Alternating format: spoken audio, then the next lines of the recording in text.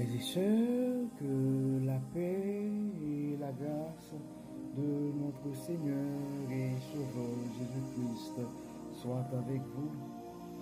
Ici et WH Redemption Ministries pour notre dévotion matinale pour ce vendredi 30 août 2024.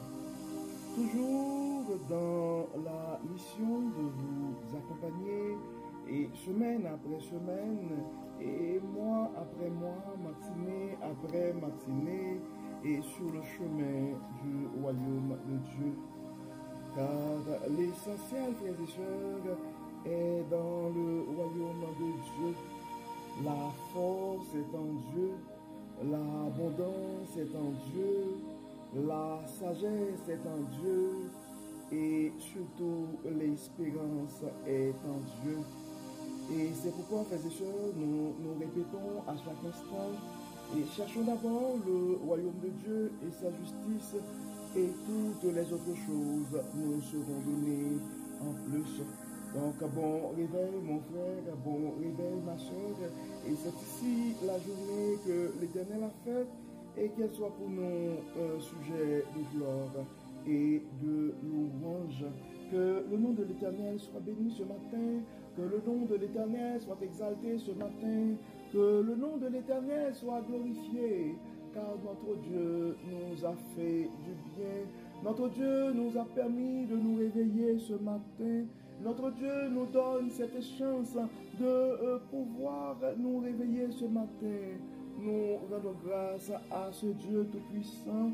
Nous magnifions son nom, nous glorifions son nom, car il est un Dieu bon, il est un Dieu miséricordieux et compatissant. Il nous a fait du bien. Et c'est pourquoi, frères et sœurs, nous devons donner la priorité au travail et donner la priorité à Dieu. Donc c'est pourquoi, frères et sœurs, que nous avons cette occasion de pouvoir nous réveiller à Dieu, de pouvoir nous réveiller et avec notre dévotion. Quand on a la possibilité d'avoir un réveil avec Dieu. Donc ça nous offre la possibilité d'avoir une journée remplie de sa faveur. Et en accumulant des journées remplies de la faveur de Dieu, nous allons finir par avoir une année remplie de sa bonté. Et en accumulant des années remplies, chargées de la bonté de Dieu, nous allons finir par avoir une vie comblée de ses plus riches bénédictions et sur plusieurs générations. Donc, nous nous répétons souvent, frères et sœurs, cherchons d'abord le royaume de Dieu et sa justice, et toutes les autres choses nous seront données en plus. Donc, le texte qui nous est proposé ce matin, frères et sœurs, c'est le texte que nous trouvons en Luc chapitre 10. Nous allons lire du verset 3 jusqu'au verset 20. Luc chapitre 10, du verset 3 jusqu'au verset 20. Allez, je vous envoie comme des agneaux au milieu des loups. N'emportez ni bourse, ni sac de voyage, ni sandales, et ne vous attardez pas en chemin pour saluer les gens. Lorsque vous entrez dans une maison, dites d'abord que la paix soit sur cette maison. Si un homme de paix y habite, votre paix reposera sur lui. Si ce n'est pas le cas, elle reviendra à vous. Restez dans cette maison-là, prenez la nourriture et la boisson que l'on vous donnera, car l'ouvrier mérite son salaire. Ne passez pas d'une maison à l'autre pour demander l'hospitalité. Dans toute ville où vous irez et où l'on vous accueillera, mangez ce que l'on vous offrira.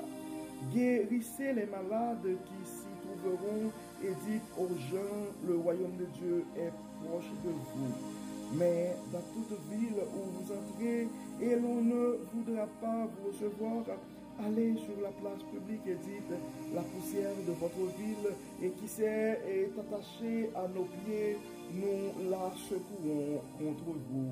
Sachez pourtant ceci, le royaume de Dieu est proche.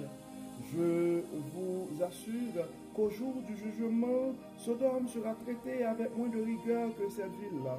Malheur à toi, Chorazin, malheur à toi, Bethsaïda, Car si les miracles qui se sont produits au milieu de vous avaient eu lieu à Tyr et à Sidon, il y a longtemps que leurs habitants auraient changé et l'auraient manifesté en revêtant des habits de toile, de sac et en se couvrant de cendres.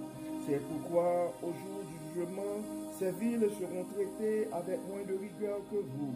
Et toi, Capernaum, crois-tu que tu seras élevé jusqu'au ciel? Non, tu seras précipité au séjour des morts. Il ajouta, si quelqu'un vous écoute, c'est moi qu'il écoute. Si quelqu'un vous rejette, c'est moi qu'il rejette. Or, celui qui me rejette celui qui m'a envoyé. Quand les 72 disciples revinrent, ils étaient pleins de joie et disaient, Seigneur, même les démons se soumettent à nous quand nous leur donnons des ordres en ton nom. Il leur répondit, je voyais Satan tomber du ciel comme l'éclair. Écoutez, je vous ai donné le pouvoir de marcher sur les serpents et les scorpions et d'écraser toutes les forces de l'ennemi sans que rien ne puisse vous faire du mal.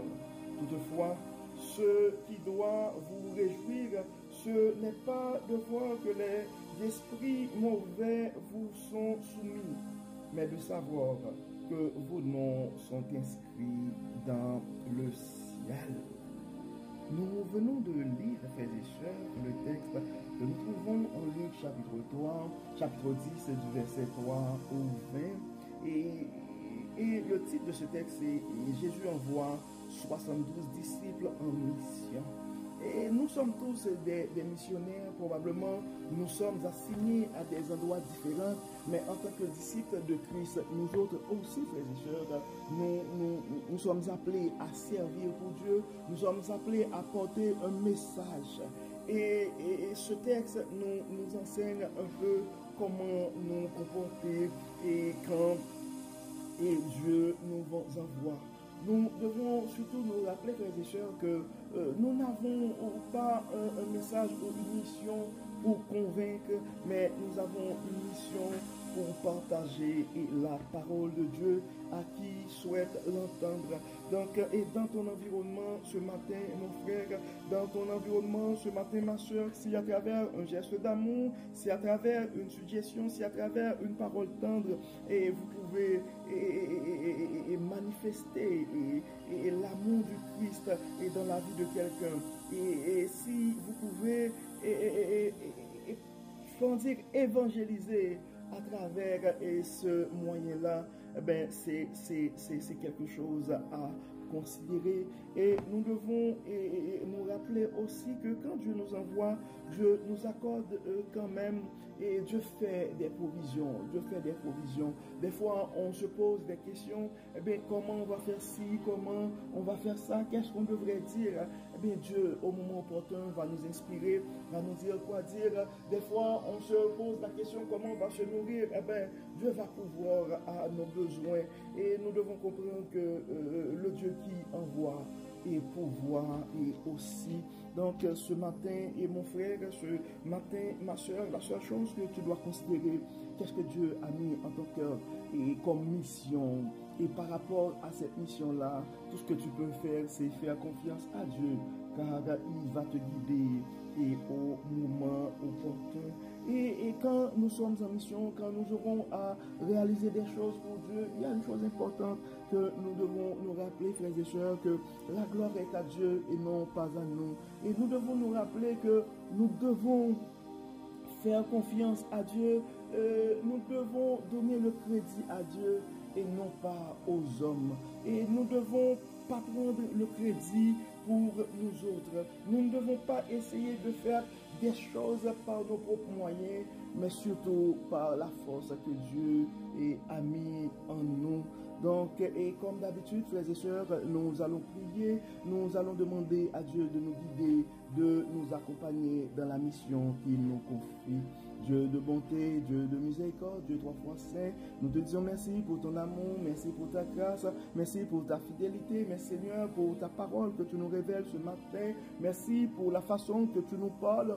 Merci Seigneur parce que tu viens de nous rappeler et que nous avons des missions à réaliser pour toi. Merci Seigneur de nous rappeler aussi que quand tu nous envoies, tu vas nous donner les moyens pour accomplir cette mission et nous ne devons pas nous poser des questions comment nous allons nous nourrir et nous ne devons pas nous poser des questions qu'est-ce qu'on va dire, nous ne devons pas essayer non plus de prendre le crédit pour nous autres. C'est pourquoi nous te demandons Dieu clément d'entrer dans nos vies,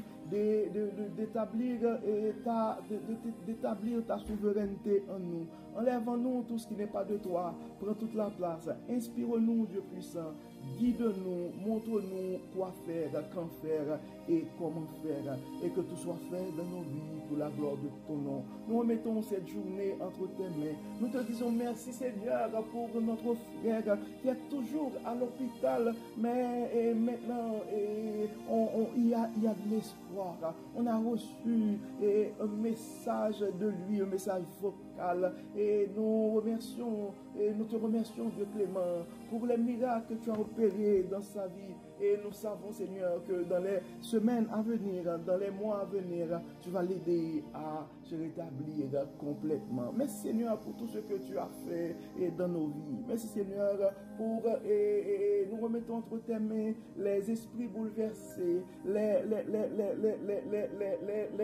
familles déchirées, tous ceux qui ont plus de questionnements que de réponses présentement. Toi, le Dieu de toute grâce, le Dieu de toute bonté, tu es le souverain. Et nous te demandons, Dieu clément, de bénir, de guérir et de protéger. Prends toute ta place dans nos vies. Bénis, Seigneur, nos enfants. Bénis nos personnes âgées.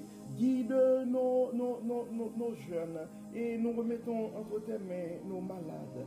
Guéris, Seigneur. Bénis, Seigneur. Protège. Que tout soit fait dans nos vies. Pour la gloire de ton nom, au nom de Jésus. Amen. Amen. Frères et sœurs, nous arrivons au terme de notre dévotion pour ce vendredi 30 août 2024. Et nous espérons que votre âme a été bénie.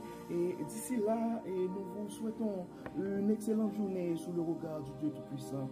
Que le Seigneur nous bénisse, que le Seigneur nous protège, qu'il nous accorde sa grâce. Au nom de Jésus. Amen.